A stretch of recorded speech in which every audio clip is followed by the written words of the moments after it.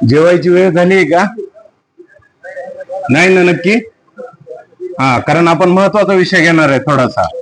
आणि पशुपालन आणि जर कोणतंही आपण पालन करणार असेल, पशुपालन असेल म्हणजे डेअरीसाठीच, किंवा शेळी पालन असेल किंवा वराह पालन असेल, तर आपल्याला जे काही नफा घ्यायचा आहे, बेनिफिट घ्यायचा आहे, तर तो फक्त पुढची संतती तयार झाल्याच्या नंतरच, म्हणजे ब्रीडिंग झाल्याच्या नंतरच किंवा पुढचं संतती तयार झाल्याच्या नंतरच आपल्याला फायदा भेटणार आहे. दूध व्यवसायातही वासरू जन्मला तरच गाय दूध देणार आहे. शेळी पालनातही शेळी विल्याच्या नंतर करडा असतील, त्याच्यात पाठी असतील, बोकडा असतील, या विक्रीतून आपल्याला व्यवसायातून नफा होणार आहे. आणि तिसरा असेल वराह पालन, जे की वराहाच्या पिल्ल विकल्याच्या नंतर आपल्याला व्यवसायात नफा भेटणार आहे. पण या पणला फार महत्व आहे. जर या पशुपालनामध्ये जर कुठं वंधत्वाचे प्रश्न असतील, प्रॉब्लेम असतील, तर आपला व्यवसाय तिथं ठप्प होणार आहे. बरोबर आहे. आपल्याकडं आपण म्हणतो की माझी म्हैस असेल, आज 5 वर्ष झालेत, 6 वर्ष झालेत, अजून गाभण नाहीये. जे संकरित गायी पालणारे आहेत, गोपालन करणारे आहेत, तर आमच्या गायी 2 वर्ष 2.5 वर्षापर्यंत पहिला माज दाखवत नाहीत, वजन भरत नाही, आणि आमच्या गायी माझावरही येत नाहीत. माझावर आल्या तर गाभण राहत नाहीत, आणि जर गाभण राहिल्या तर पूर्ण क्षमतेनं दूध देत नाहीत. बरोबर आहे ना? तर हे सगळे प्रश्न जर आपले सॉल्व्ह करायचे असतील, तर आपल्याला पशुधनातला सगळ्यात महत्वाचा घटक म्हणजे वंधत्व.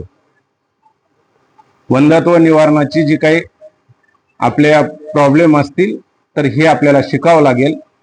त्याच्यासाठी आधी आपण त्याचे कारण शोधू. आपले जनावर का माझावर येत नाहीत, त्याची जी कारण असतील, तर सुरुवात असेल त्याची, आपली जी पशुधनाची सिलेक्शन असेल, निवड असेल, जे कोणी बाजारामध्ये जाऊन पशुधन विकत घेतं. आवाज येतो ना माझा? हा, पाठीमागपर्यंत आवाज येतो ना माझा? काय म्हटले? जवळ धरायचा, दोन्ही चालू आहे. तर जे कोणी पशुधन बाजारात विकत घ्यायला जातं, आपल्याकडे सगळ्यात मोठा नेकनूरचा बाजार आहे. हिरापूरला दुसरा म्हशीसाठीचा बाजार असेल, इथं शेळ्यांसाठीचा आडसचा बाजार भरतो. तर आपण काय काय बघतो शेळ्या खरेदी करायला जाताना? आता तुम्ही मगाशी मला प्रश्न विचारला होता, आपण बाजारात शेळी खरेदी करायला गेल्यावर काय बघतो शेळीमध्ये? सांगा. एक, मी काय शिक्षक नाही, म्हणजे मी सगळं तुम्हाला सांगणार आहे, तुमचं फक्त कान चालू असतील असं होणार नाही. तुम्ही मला सांगितल्याशिवाय मला काही कळणार नाही. ठीक आहे ना? काय काय बघतो आपण शेळीमध्ये?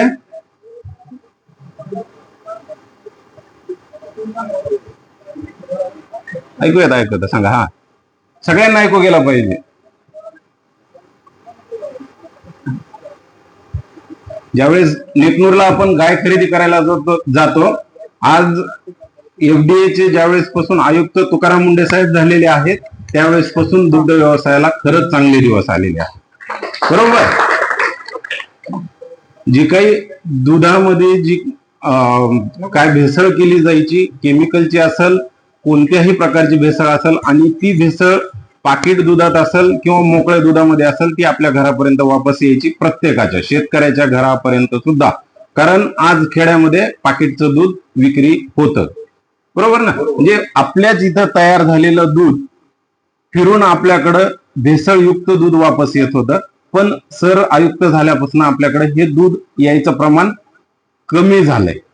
ठीक आहे. त्याच्यामुळं आज नेकनूरच्या बाजारामध्ये 1.5 लाखाच्या खाली कोणतीही तुम्हाला 20 लिटरची गाय भेटत नाही.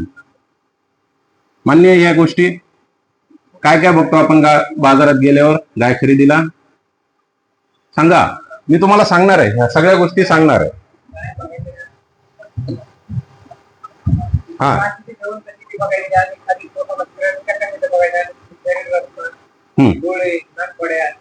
बरोबर, अगदी बरोबर, अगदी बरोबर, अगदी बरोबर. ह्याचे गुणांकन दिलेले आहेत 1, 2, 3, 4, 5 पर्यंत. बघा, गुणांकन 1 मध्ये जी गाय आहे, असं समजून घ्यायचं की आपण गायीच्या मागे उभा आहोत. गायीचं डोकं आपल्या समोर आहे, कासेजवळ आपण गायीच्या उभा आहोत. मागचं जे खुबा म्हणतो आपण त्याला, त्या खुब्याची ही रचना आहे, ज्याच्यामध्ये पूर्ण खराब झालेली गाय 1 मध्ये, 2 मध्ये थोडीशी व्यवस्थित असावी गाय फक्त. 3 आणि 4 या गुणांकनाच्या ज्या गायी असतील या आपण बाजारात विकत घेतो. कासेची ठेवण ही नंतरच्या ह्याच्यामध्ये दाखवल मी तुम्हाला. जी काही शरीरात जमा झालेलं फॅट आहे, स्निग्ध पदार्थ आहे, जे की आपल्याला दुधावाटे दुधाच्या फॅट रूपामध्ये आपल्याला वापस भेटणार आहेत, हे याच्यामध्ये आपल्याला ह्याची रचना दिसते की जितकी मोठी असेल खुब्याची साईज, आपली गाय तितकी जास्त दूध देते. आणि मगाशी विचारल्याप्रमाणे फडसरांना जसा प्रश्न विचारला होता, गाय किंवा शेळी अडवण्याचं प्रमाण सुद्धा इथं कमी होतं.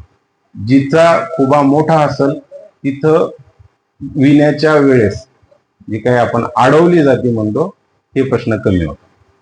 ठीक आहे. 5 नंबरची जी गाय आहे ती जास्त फॅट झालेली गाय. जी गाय 5 नंबरच्या याच्यामध्ये जाते ही गाय सदाफळीत असते. सदाफळीत माहित आहे, नेहमीच माझावर राहणारी गाय, जी की गाभण राहत नाही. तिचं रूपांतर बुलिश म्हणजे बैलामध्ये होतं. गाय कासाला दिसते, खांद्यामध्ये बैलासारखी दिसते, खांदा उरोट मोठा झालेला असतो, ओरडायला आणि शिंग सुद्धा बैलासारखे असतात, म्हणून आपण तिला सदाफळी म्हणतो.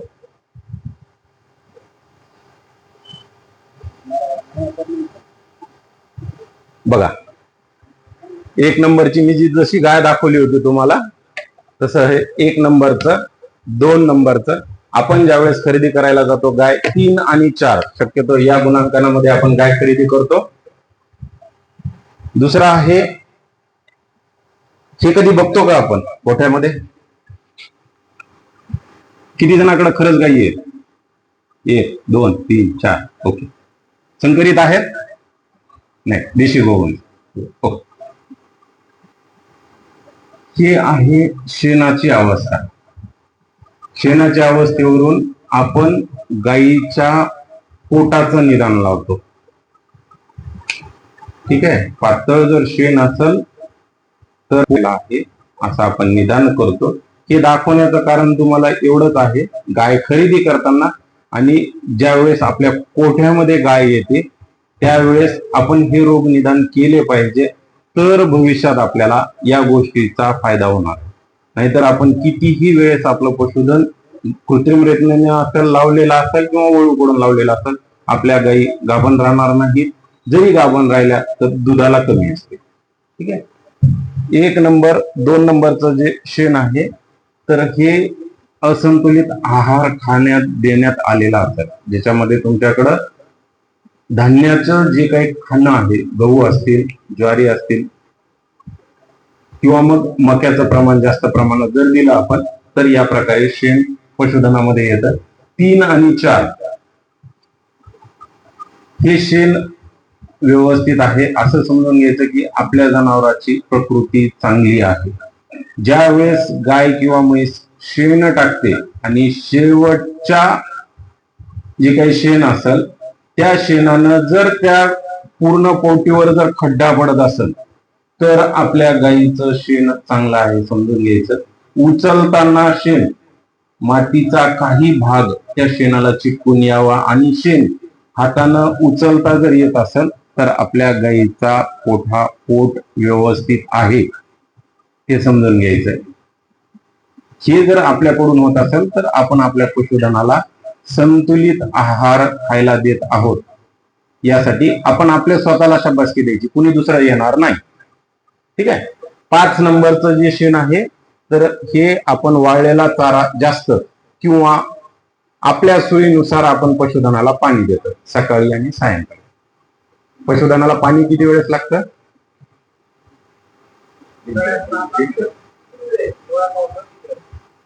पशुधनाच्या गरजेप्रमाणे.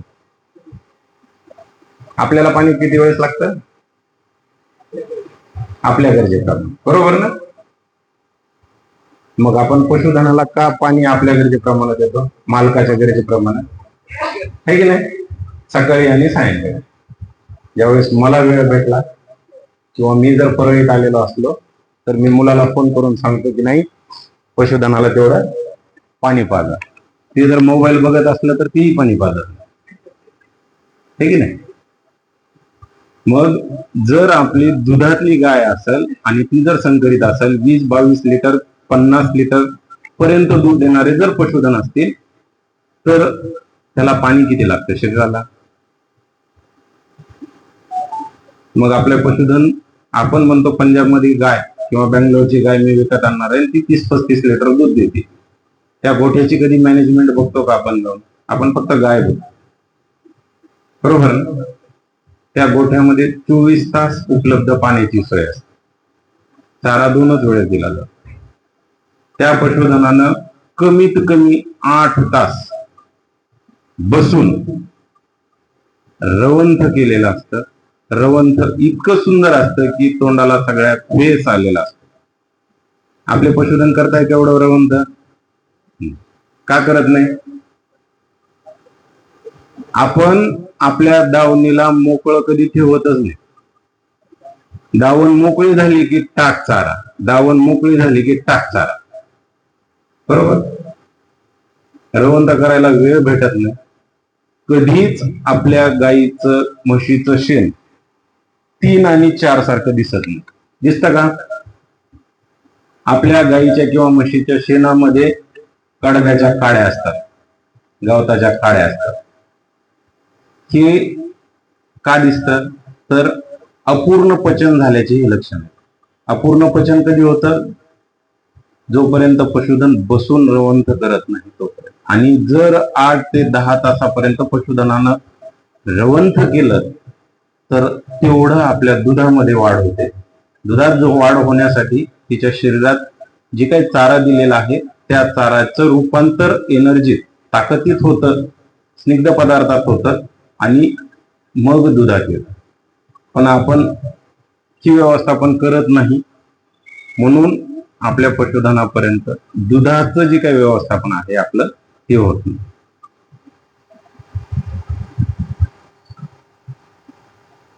आजचा खरा विषय आपला आपण आता सांगू. आपला विषय होता प्रजनन क्षमता, क्षमतेवर परिणाम करणारे घटक, सगळ्यात महत्वाचा आहार आणि प्रजनन क्षमता वाढवण्यासाठीचा आहार. तर खरा प्रजनन क्षमता याच्यामध्ये आपण नंबर 1 चा जो घटक आहे अनुवंशिकता, वारंवार करणारे कृत्रिम रेतन, 2 वासरामधलं वाढलेलं अंतर, प्रथम माझावर येणारे पशुधन आणि उत्पादन कमी. मला सांगा, आपण वारंवार कृत्रिम रेतन पशुधनामध्ये करतो, बरोबर ना? वारंवार कृत्रिम रेतन केल्याचा परिणाम काय काय होतो? आपल्या 2 वासरांमधलं अंतर वाढतं. गाईला वर्षाला एकदा आणि म्हशीला 1.5 वर्षाला एकदा जर वासरू होत असेल तर आपल्याला आपला दूध व्यवसाय परवडतो. अन्यथा आपण फक्त आपल्या दारात पशुधन आहे म्हणून सांभाळायचं एवढंच काम करतो. पण जर दूध व्यवसायात नफा कमवायचा असेल तर आपल्याला वर्षाला गाईला वासरू झालंच पाहिजे. मग याचं नियोजन कसं करता येईल आपल्याला?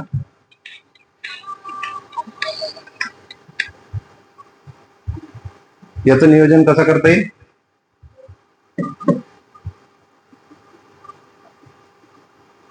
करता येईल का? प्रत्येक वर्षाला आपल्या दारात वासरू जन्माला पाहिजे.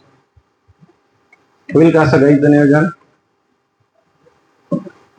1 जानेवारीला माझ्या घरी गाय दिली, पुढं परत माझ्यावर कधी येईल काय? सांगा, बरोबर आहे का? काका जे सांगताय ते बरोबर आहे का? 60 दिवस लागतात तिचं गर्भाशय व्यवस्थित व्हायला गाई किंवा म्हशीमध्ये. पूर्ववत होण्यासाठी गर्भाशयाची जी रेग्युलर नॉर्मल साईज असते, तर माझ्या मुठी एवढं गर्भाशय असतं गाईचं किंवा म्हशीचं. ज्यावेळेस ती गाभण नसते याच्यापेक्षा मोठा गर्भाशय होत नाही. ज्यावेळेस 9 महिन्याची गाय किंवा 10 महिन्याची म्हैस गाभण असते त्यावेळेस ते 30 ते 35 किलोचं वासरू त्या गर्भाशयात असतं. तेवढंच 20 ते 22 लिटर पर्यंत पाणी असतं. मग तेवढं मोठं जे गर्भाशय झालेलं आहे ते माझ्या हाताच्या साईजचं व्हायला 60 दिवस कमीत कमी लागतात. हळूहळू लहान होतं. आपण ज्यावेळेस गर्भाशय लहान झालेलं असतं तिथून पुढं गाय माझावर यायला किंवा म्हैस माझावर यायला चालू. पहिला माज जो आलेला असतात तो आपण गर्भाशय व्यवस्थित झालंय का, लाल पाणी कुठे येतंय, झार व्यवस्थित जर पडला असेल तर कसल्याही प्रकारचं घाण माझाच्या लक्षणामध्ये जी काही बळस आलेला असेल, चोट आलेला असेल त्याच्यामध्ये येणार नाही. ट्रेनिंग मध्ये मी थोड्या वेळात फोन करतो. ट्रेनिंग मध्ये आहे परळीला, थोड्या वेळात फोन करतो.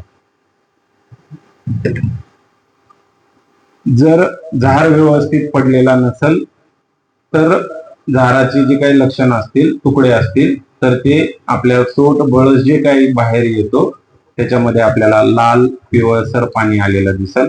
आणि या लक्षणं असताना सुद्धा जर आपण कृत्रिम रेतन केलं तर गाय किंवा म्हैस आपली गाभण कोणत्याही प्रकारे राहणार नाही. हे लक्षणं पुढच्या माझाच्या वेळेस दिसू नये म्हणून आपली गाय किंवा म्हैस ज्यावेळेस विणार आहे, आपल्याला माहित आहे आज सगळे कुभे बसलेले आहेत, आक बसलेले आहेत, पशुपालकाला दिवस माहित आहेत, 9 महिने 9 दिवस गायचे किंवा 10 महिने 10 दिवस म्हशीचे झालेले आहेत.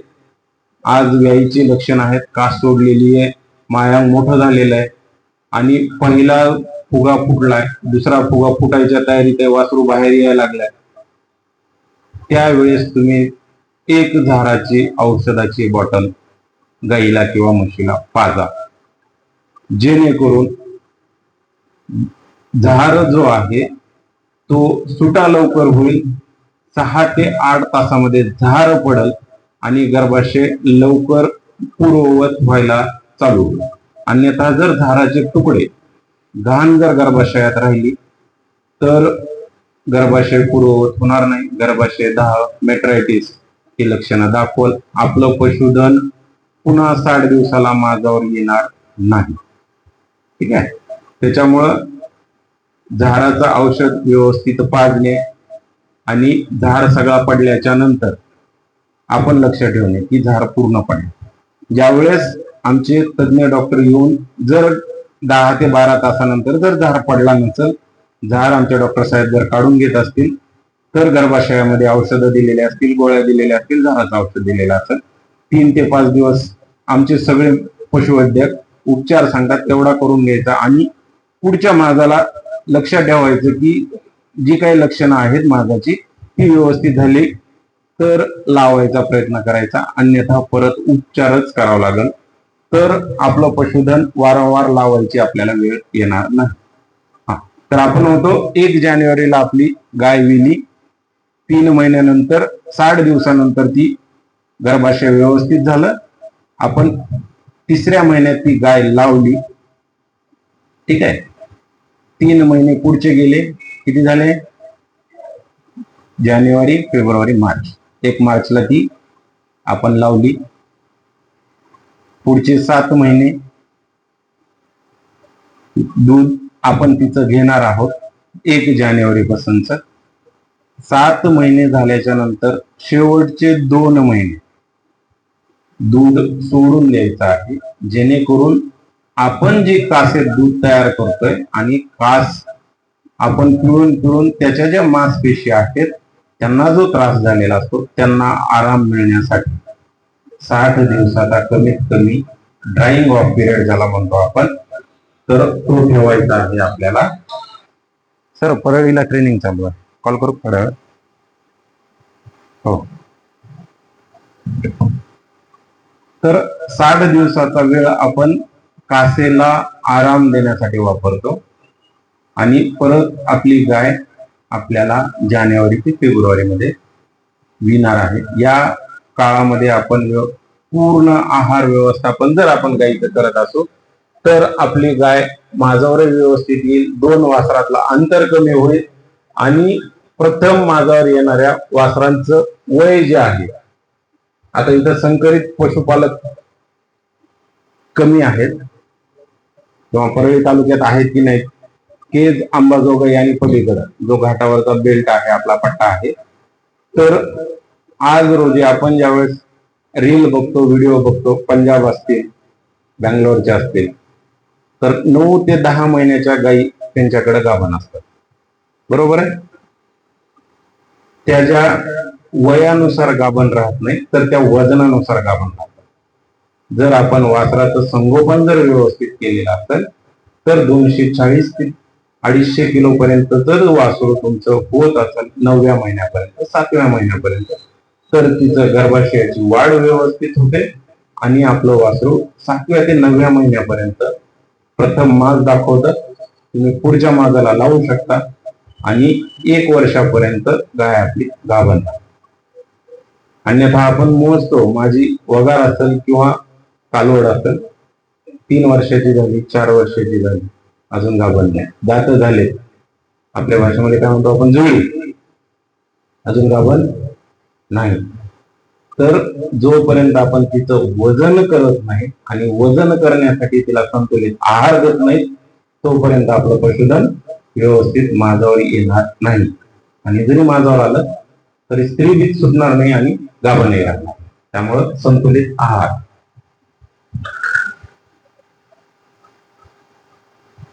आता परत हे घटक आहेत परिणाम करणारे.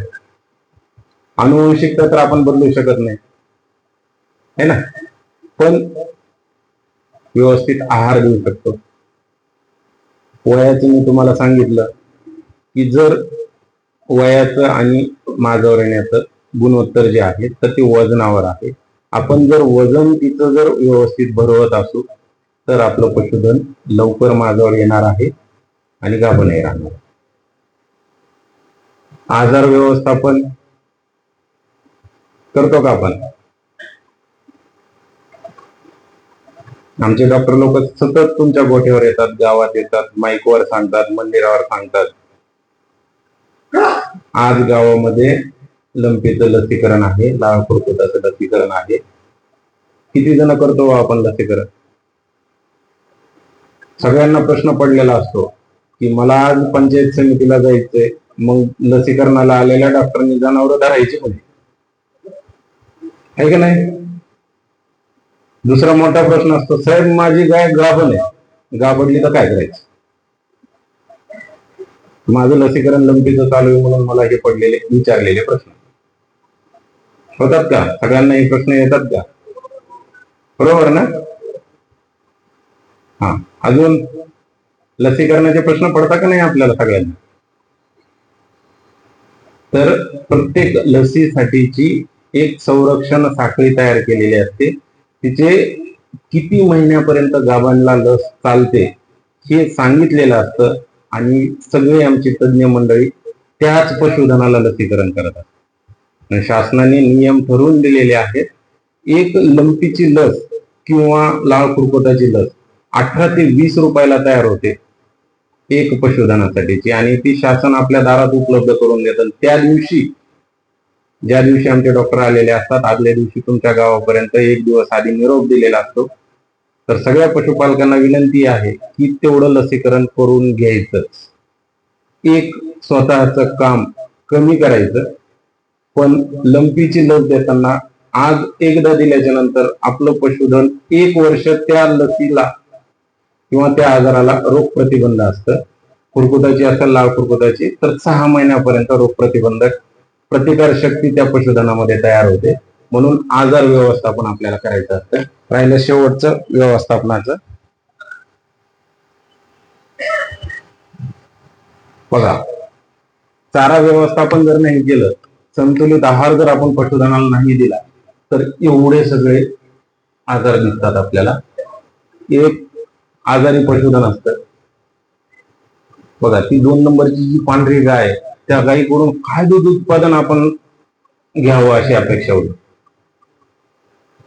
वासरं बघा कशी आहेत, खुंटलेली वाढ, केस वाढलेले, जे की त्या बिचाऱ्या वासरानं कधी दंताचं औषध त्याच्या आयुष्यात पाहिलंच नसतं. मालकाने त्याला दंताचं औषध कधी दिलंच नाही.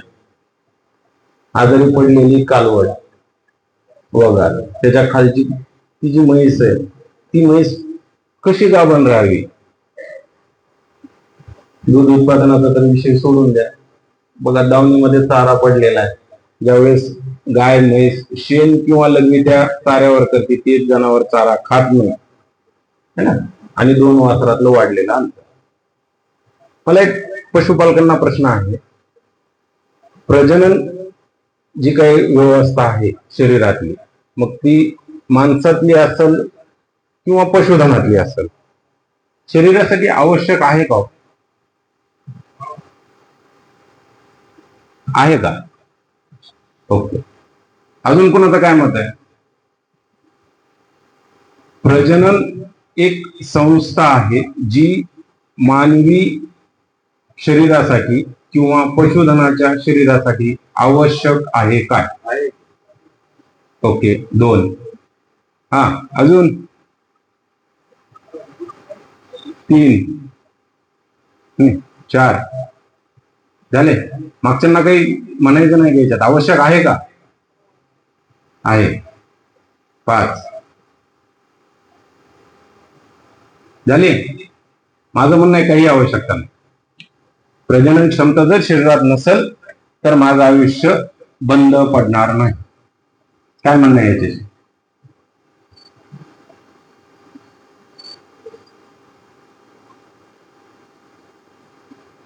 तुमच्या आणि माझ्या बोलण्यात विरोधाभास आहे का? मग प्रजनन क्षमता आवश्यक आहे का?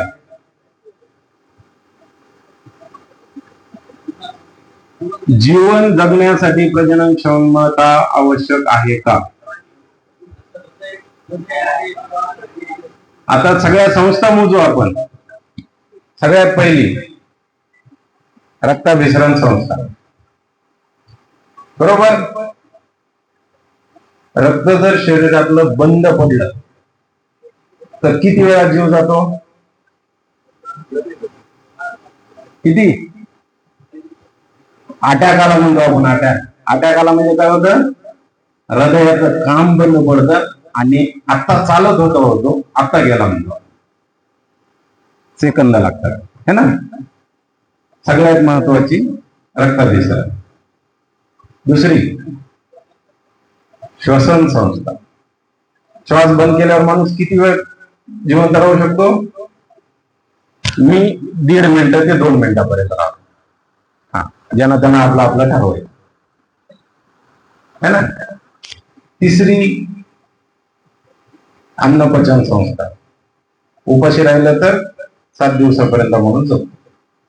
पाणी 48 तासापर्यंत, किंवा ज्याला सवय जास्त असेल तर 72 तास, 3 दिवस. चौथी सांगा, एक राहिली अजून.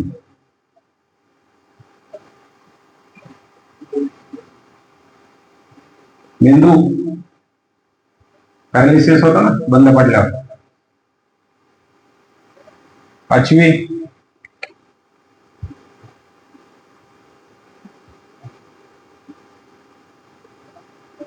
हा, युरिनरी सिस्टीम, लघवीची. सांगितलं ना, अन्नपचन. आपण जास्तीत जास्त 21 दिवस उपाशी राहू शकतो. 5वी आहे आपली युरिनरी सिस्टीम, म्हणजे ज्यातून आपलं मूत्र विसर्जन होतं. आणि शेवटची प्रजनन क्षमता, प्रजनन संस्था. त्याची शरीराला काहीच गरज नाही. आहे का गरज? आपण जे म्हणतो की माझी म्हैस 3 वर्ष झालं, 4 वर्ष झालं, आज जुळली म्हैस, गाभण राहत नाही, मेली तर नाही ना, जगते ना ती बिचारी. त्या संस्थे वाचून तिचं काहीच अडत नाही. अडत का? नाही. मग जर त्या संस्थे वाचून तिचं अडत नसेल ही शेवटची म्हैस असेल किंवा ही कडली म्हैस असेल, ती त्या संस्थेपर्यंत तिच्या शरीरात गेलेली ऊर्जा पोहोचता करील का? मी जर 100 किलो एनर्जी ताकद जर त्या पशुधनाला दिली तर सगळ्यात पहिली ताकद कोण घेईल? सगळ्यात पहिली ताकद जाते रक्ताभिसरण, बंद पडलं तर जीव जाईल. दुसरी श्वसनाला, तिसरी मेंदूकडं, चौथी अन्नपचनाकडं, पाचवी मूत्रविसर्जनाकडं, आणि उरली सुरली जर शिल्लक राहिली तर गर्भाशयाकडं. म्हणून आपल्याकडं मराठीत सुंदर शब्द आहे, सांगू का? पशुपालक आहेत सगळे, सगळे माझ्यापेक्षा मोठे आहेत वयानं, तरी सांगतो. आपलं एखादा गावामध्ये टवाळखोर मुलगा फिरत असतो, बाजूला त्याच्या कोणतरी त्याचा मित्र जात असतो, गोंधळ घालत फिरत असतो गावामध्ये, आणि आपण त्याला काय म्हणतो? माझावर आला का म्हणतो ना. पशुधन माझावर कधी येतं? ज्यावेळेस त्याच्या शरीरातली सगळ्या संस्थेची ताकद व्यवस्थित भरलेली असेल, सर्व क्षमता, सर्व संस्था व्यवस्थित काम करत असतील, तर उरलेली ताकद, शक्ती प्रजनन क्षमतेकडे जाते आणि मग पशुधन माझावर येतं. तिथून पुढं गर्भाशय कार्यरत होतं, स्त्री बीज सुटतं आणि मग ते गाभण. एवढ्या सगळ्या प्रक्रिया होण्यासाठी आपल्याला त्या पशुधनाला संतुलित आहार द्यावा लागेल, मिनरल मिक्सचर द्यावं लागेल, पेंड द्यावं लागेल, तर आपलं पशुधन गाभण राहील. अन्यथा आपण जसं म्हणू, किती वेळेस माझं पशुधन कृत्रिम रेतनानं लावलं किंवा ओळूकडून लावलं, गाभण राहत नाही. मग किती प्रकारचा चारा आपण पशुधनाला देतो? बघा, मी चित्रात दाखवलं. एक वाळलेला चारा, दुसरा हिरवा चारा, तिसरा जे काही आपल्याकडं उपलब्ध होईल, शेतकऱ्याकडे पिकलेला गहू असेल, राशनचा गहू असेल, खराब झालेली ज्वारी असेल. पशुधनासाठी काही जण मका लावतात, मका असेल, मग पेंड वेगवेगळ्या प्रकारची, आणि शेवटी आमच्या डॉक्टर साहेबांना लिहून दिलं तर औषध म्हणून मिनरल मिक्स. असं देतो का आपण रोज? नाही, औषध म्हणून मिनरल मिक्स.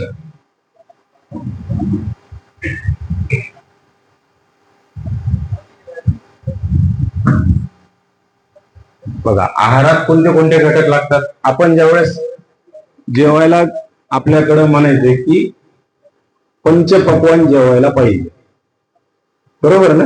आपल्या ताटामध्ये, आपण भारतीय संस्कृतीतले लोक आहोत, आपल्याला म्हणायचे की पंचपक्वान्न जेवणामध्ये पाहिजे. पंचपक्वानात काय काय मोजायचो सांगा काका?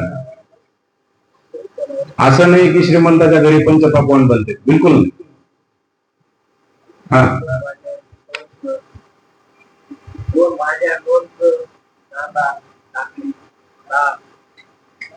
हा, हा, पुढं एक मी लिहिलंय बघा तिथं, फायबर. फायबर म्हणजे आपल्याकडं भाकरी होती. तंतुमय पदार्थ पोटात जर गेले तरच पचन संस्था आपली काम करते, म्हणून ज्वारीची भाकरी, बरोबर. आजही गहू फार कमी खाल्ला जातो, किंवा आपल्याकडे सणावाराला गव्हाची पोळी होती, भाकरी. दुसरं शाल, मीठ खातो ना. तिसरं कार्बोहायड्रेट पदार्थ, भात. पुढं जीवनसत्व. काय खायचो आपण जेवताना? कांदा, कच्ची पालेभाजी ज्याच्यामध्ये आपल्याला व्हिटॅमिन ए भेटायचं. पुढं प्रोटीन कशातून घ्यायचो आपण? डाळ. असं आहे ना, कोणतीही एक डाळ जेवणामध्ये आणि शेवटचं राहिलेलं फॅट. त्या डाळीवर किंवा भातावर 1 चमचा तूप. हे म्हणजे पंचपक्वान्न होतात. कोणत्या श्रीमंताच्या घरी होतं? आपल्याच घरी होतं. पण आपण हे विसरलो. हेच पशुधनामध्ये पण आहे. हेच चारा आपण पशुधनाला देतो, ज्याच्यामध्ये वाळलेला चारा, दुसरं फॅट म्हणून तुम्ही देता त्यांना पेंड, गुळी पेंड असेल. तिसरं क्षार मध्ये मिनरल मिक्सर आहेत सगळे, कार्बोदके आणि जीवनसत्वे, जे की आपण मिनरल मिक्सर मध्ये सगळे व्हिटॅमिन ऍड करून देतो.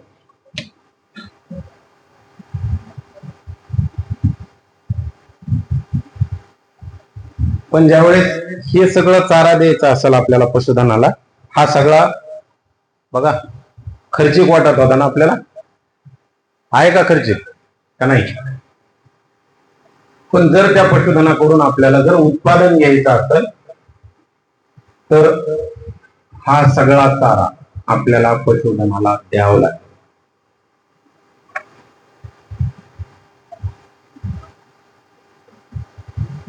मग प्रजननक्षम वाढवण्यासाठी आपल्याला त्याला ऊर्जा द्यावं लागेल, प्रथिने द्यावं लागतील आणि क्षार आणि जीवनसत्व हे दिले तर त्या पशुधनाची प्रजनन क्षमता वाढेल. अन्यथा आपण म्हटल्याप्रमाणे आपले पशुधन 5 वर्ष झालं तरी मागावर येणार नाही.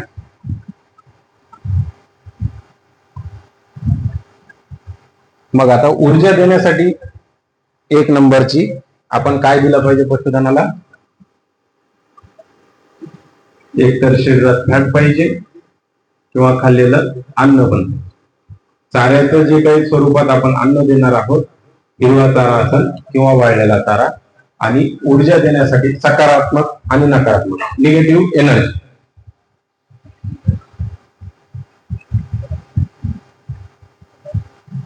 बघा, जोपर्यंत शरीरात ऊर्जेची गरज भागत नाही तोपर्यंत ह्या सगळ्या प्रकारचे पशुधन आपल्याला दिसतील. आणि हे सगळे पशुधन आपल्या दारात येतात. मग या सगळ्या पशुधनाकडून जर तिच्या शरीराची जर एनर्जीची गरज भागत नसेल तर आपण अपेक्षा करतो की माझ्या गायीनं माझ्यावर पण आलं पाहिजे. डॉक्टर साहेबांना सांगितल्याप्रमाणे गाय जर असेल तर 1 वर्षाला वासरू झालं पाहिजे, किंवा म्हैस असेल तर 1.5 वर्षाला तिला वासरू झालं पाहिजे. होईल का? तिच्या शरीराची जी एनर्जीची गरज भागत नाही. मोजायला गेलं तर सगळ्या बरगड्या त्या जनावरांच्या दिसतील. आणि आपली अपेक्षा असते की नाही, माझ्या गाईनं बँगलोरच्या गाईसारखं दूध दिलं पाहिजे, कमीत कमी 20 लिटर 25 लिटर, आहे की नाही. आणि त्याच गाई आपण विकत घ्यायची क्षमता दाखवतो. ठीक आहे, मी म्हणत नाही की आपण ती विकत घेऊ शकत नाही, पण का ती गाय माझ्या दारात तयार होऊ शकत नाही? होऊ शकते का नाही? 30 ते 35 लिटर दूध देणारी गाय माझ्या दारात का तयार होऊ शकत नाही?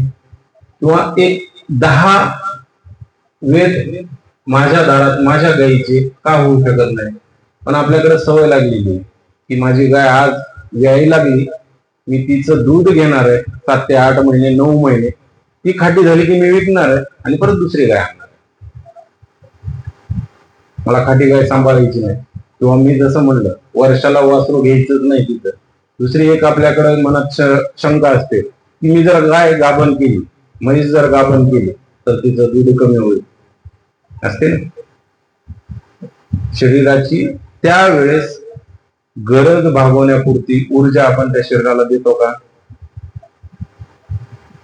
स्वतःच शरीर जगवण्यासाठीची ऊर्जा, दुसरं वासरू जगवण्यासाठीची ऊर्जा, तिसरं शरीरात दूध तयार करण्याची ऊर्जा. या 3 वेगवेगळ्या स्तरावर त्या ऊर्जेला जर काम करायचं असेल तर ती ऊर्जा आपण त्या शरीराला दिली पाहिजे.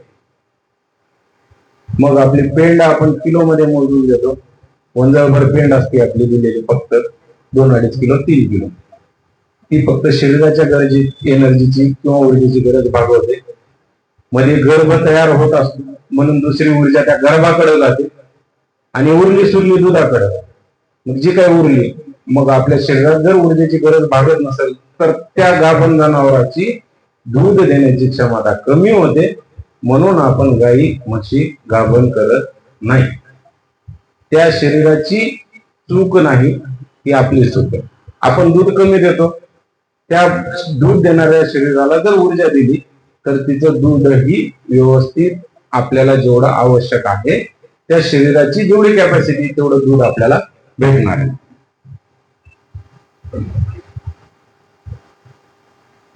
आता तिसरा एक प्रकार सांगतो स्निग्ध पदार्थाचा, बायपास फॅट. शासनाकडे पशुवैद्यकीय दवाखान्यात उपलब्ध आहे. जे कोणते पशुपालक आज आपल्याकडे दूध देणारे पशुधन असतील त्यांनी आमच्या दवाखान्यातून हे औषधं घेऊन जावे. ही आहे बायपास फॅट. शरीराला माणसाप्रमाणे पशुधनामध्ये पचनक्रिया नसते. पशुधनाची पचनक्रिया ज्यावेळेस आपण अन्न पशुधनाला देतो, पशुधनाच्या पहिल्या पोट्यामधले जे जंतू असतात ते अन्न दिलेल्या आपण चाऱ्यावर काम करतात, ते अन्न पचन करतात आणि त्या पचन झालेल्या मायक्रोब्स कडून आपल्या शरीराला अन्न उपलब्ध होत असत पशुधनाच्या. आणि आपल्याकडं जे आपण खाल्लंय ते आपल्याकडे ऍसिड डायजेशन पचन होतं आणि आपल्याला डायरेक्ट उपलब्ध होतं. मग ज्यावेळेस आपण फॅट स्निग्ध पदार्थ पशुधनाला दिलेले असतील तर ते दिलेले फॅट पहिलं ते जे काही जीवजंतू पोटातले आहेत ते वापरतात, ते पचन करतात आणि उरलेले आपल्या शरीराला म्हणजे ते पशुधनाच्या शरीराला भेटतात. पण शास्त्रज्ञानं याच्यावर उपाय केला. काही पदार्थ असे तयार केले जे की पहिल्या रुमेनमध्ये जे काही त्यांच्याकडे मायक्रोब्स असतील, जीवजंतू असतील, ते त्याच्यावर कोणतीही प्रक्रिया करू शकत नाही आणि ते पशुधनाच्या शेवटच्या टप्प्यामध्ये जातील, जे की त्या पशुधनाच्या शरीराला प्राप्त होतील.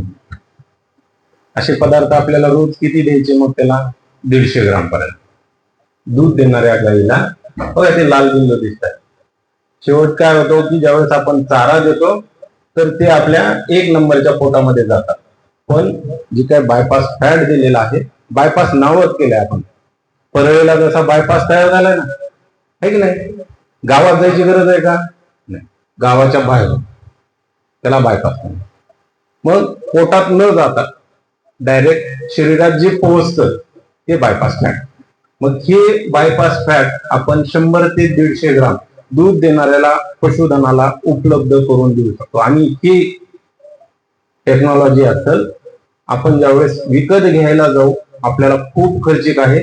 पण शासनानं प्रत्येक पशुवैद्यकीय दवाखान्यात शासनाकडे बायपास फॅट उपलब्ध करून दिलेले आहेत. आपण आपल्या दवाखान्यात संपर्क करून घेऊन जाऊ शकता.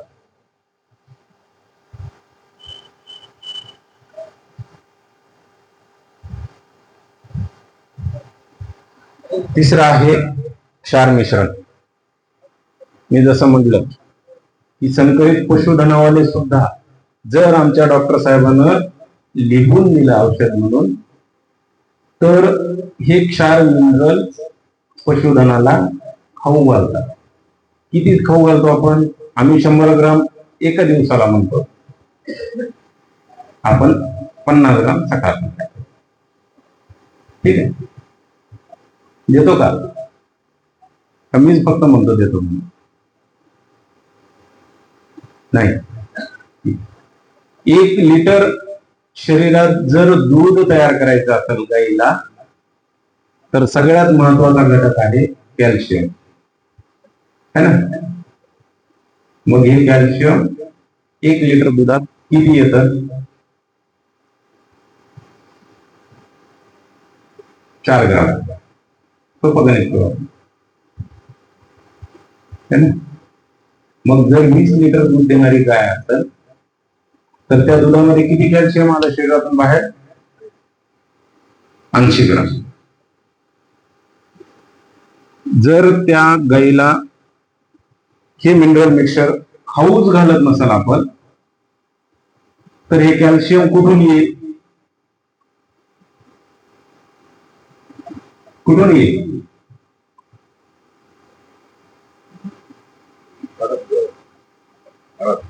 त्या गाईच्या हाडातून कॅल्शियम दुधात येणार.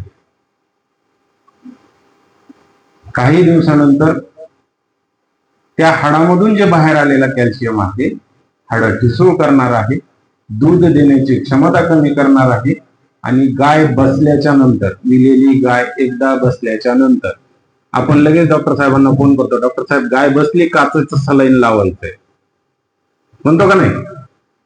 ते काचेचं सलाईन म्हणजे कॅल्शियम किती वेळा काम करतं?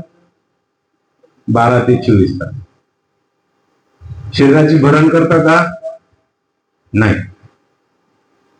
मग जर रोज आपण त्या हाडामधलं कॅल्शियम जर बाहेर काढत असतो दुधाच्या स्वरूपात, तर दिलेलं कॅल्शियम फक्त रक्ताची गरज भागवतं, पशुधनाच्या दुधाची गरज भागवत नाही. म्हणून कमीत कमी 50 ते 100 ग्राम मिनरल मिक्सचर रोज. या मिनरल मिक्सचर मध्ये आपल्याकडे कॅल्शियम, फॉस्फरस, मॅग्नेशियम हे मोजले जाणारे मोठाले घटक. कॅल्शियम कशा कशासाठी लागतं? तर दूध वाढवण्यासाठी, शरीरातलं कॅल्शियमची गरज भागवण्यासाठी. दुसरं आहे तर फॉस्फरस. फॉस्फरस काय काय करतं? ज्यावेळेस पशुधन आपलं माझावर येतं आणि माझाचा जो बळस सोट पाण्यासारखा बाहेर पडतो, माझाचे लक्षण चिकट स्त्राव निर्णापासून जमिनीपर्यंत स्वच्छ सुंदर काचेसारखा असेल तर पशुधन गाभण राहते. जर तो जो बळस स्त्राव आहे तो जर पाण्यासारखा असेल, एकदम बाहेर पडत असेल, निर्णातून खाली पाण्याचा ढव साचल्यासारखा साचत असेल, किंवा लघवी केली गाईला, याच्यामध्ये जर फरक करता येत नसेल, तर ते पशुधन फॉस्फरस डेफिशियंट आहे. मग ह्या फॉस्फरस काय काय परिणाम करतं शरीरावर? तर उशिरा माझावर येणे. जर फॉस्फरस कमीच असेल तर गर्भधारणा होणार नाही. झालेली गर्भधारणा उलटणार आहे. की फॉस्फरसचे पुन्हा तिसरा आहे कॉपर. आपल्याला पाहिजे फक्त गर्भाशयासाठी, तर इन्फर्टिलिटी म्हणजे वंध्यत्वाचे सगळ्यात महत्वाचा घटक म्हणजे कॉपर.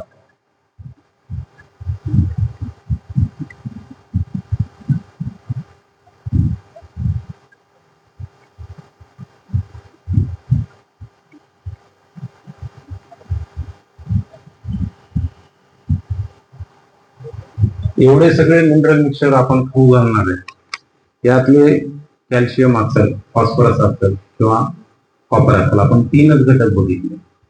उरलेले जे मायक्रो न्यूट्रिएंट आहेत, जे कमी प्रमाणात टाकलेले आहेत, त्याच्यात आयोडीन आहे, झिंक आहे, कॉपर आहे, कोबाल्ट आहे. हे सुद्धा गर्भाशयाला लागणारे घटक आहेत. म्हणून सांगतो की डॉक्टर साहेब ज्यावेळेस लिहून देत असतील, तर आपल्या पशुधनामध्ये किंवा आपल्या गोठ्याच्या व्यवस्थापनामध्ये कुठेतरी कमतरता न लिहून देता कमीत कमी 50 ग्राम रोज जर आपल्या पशुधनामध्ये मिनरल मिक्सचर जात असेल. पेंड म्हशीच्या दुधासाठी 2 लिटरला 1 किलो आणि गाईच्या दुधासाठी 2.5 लिटरला 1 किलो, तिच्या शरीराच्या वाढीसाठी 2.5 किलो हा थंब रूल आहे, जर आपण देत असू. तिसरी गोष्ट, वाळलेला आणि हिरवा चारा 2 टाइम 24 तास पाणी, ही जर व्यवस्थापन आपल्या गोठ्यामध्ये होत असेल, तर वंध्यत्वाची प्रॉब्लेम आपल्या गोठ्यामध्ये शक्यतो होत नाही. धन्यवाद.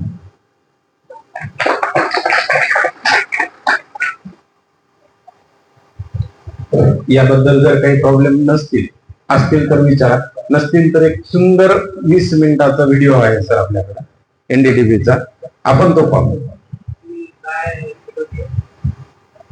कारण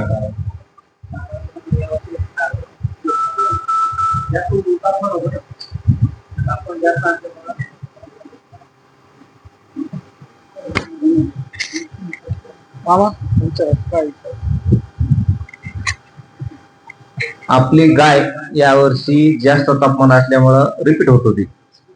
गाय कोणती आहे? आपली गावठी गाय. आपली गाय जर महाराष्ट्रातली असेल, गावठी म्हणजे भारतातली, तर तापमानाचा शक्यतो या पशुधनावर परिणाम होत नाही. तर मी आपल्या डोंगरे साहेबाला दाखवली गाय, ते नाही पाहिली, म्हणले हिला इलाज नाही, म्हणलं यावर्षी ऊन जास्त आहे. मी हे जर उन्हामध्ये आपण जर नेहमीच ठेवत असतो, सावलीलाच होती नेहमी, सावली म्हणजे कोणती? आंब्याच्या झाडाखाली. आपण झाडाखाली बसल्याच्या नंतर झाडा लागतात. म्हणजे आजूबाजूला ऊस होता, त्याच्यामुळे तेवढं काही झाडाचं काही येत नव्हतं समोर. पण त्यांचं पण आलं म्हणजे होते म्हणजे रिपीट, पण पाऊस पडायच्या नंतर आपण लागण करू. गर्भाशयाचा दाह, गर्भाशयात जर घाण असेल तर आपण लावल्याच्या नंतर गाय शक्यतो 21 दिवसानंतर परत परत परत माझ्यावर येते. दुसरा, फॉस्फरस नावाचा जो मी घटक सांगितला तुम्हाला 2 नंबरचा, जर त्याची कमतरता शरीरात असेल तर सुद्धा आपलं पशुधन माझ्यावर येतं. तिसरं, जर आपण कृत्रिम प्रयत्नानं किंवा नैसर्गिक संयोगानं जर कृत्रिम रितच केलंय आपण, त्याच्यामुळं आमच्या त्या जे वळूचा स्ट्रॉ आहे याच्यावर शाक का घेण्याचं कारण नाही, कारण की 3 ठिकाणी तपासल्या जातात. एक, ज्यावेळेस संभाजीनगरला त्याचं प्रोडक्शन होतं, तयार होतं, त्या ठिकाणी त्याचे शुक्रजंतूची तपासणी होते. दुसरी, ज्यावेळेस जिल्ह्याला येतं, बीड जिल्ह्यात आपल्याकडं, जिथून आम्ही दवाखान्याला आणतो, तिथं एक वेळेस तपासणी होते. आणि तिसरी, ज्या त्या दवाखान्याला आल्याच्या नंतर ते डॉक्टर साहेब त्याची तपासणी करतात. म्हणजे शुक्र